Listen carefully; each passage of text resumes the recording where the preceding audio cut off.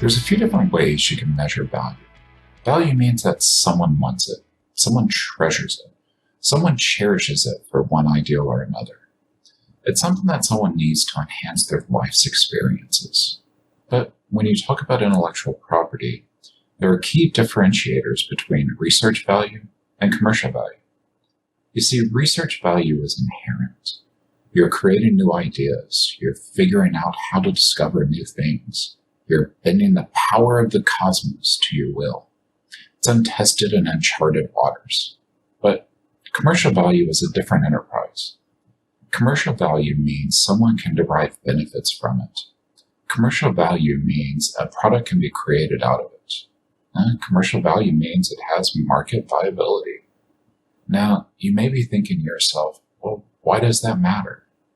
And while that is a valid question, it matters in a big way.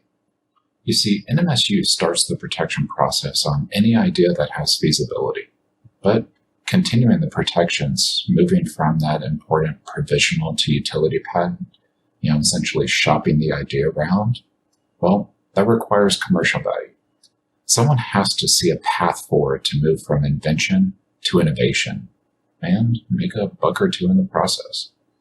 Someone has to see that there's a market for this, that a product, good, service, what have you, can come out of the idea.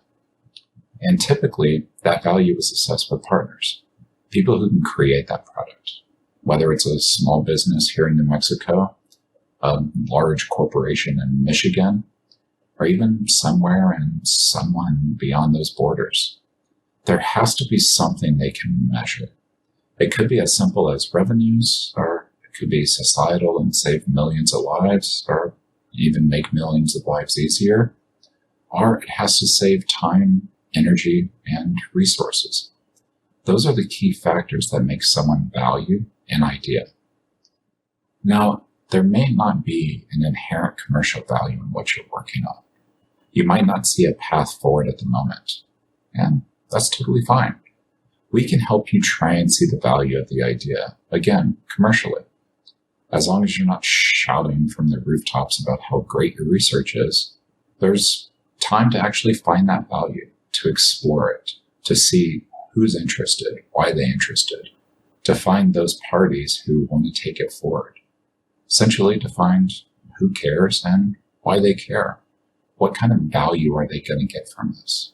And at the end of the day, that is the hallmark of a good invention and a good and strong patent.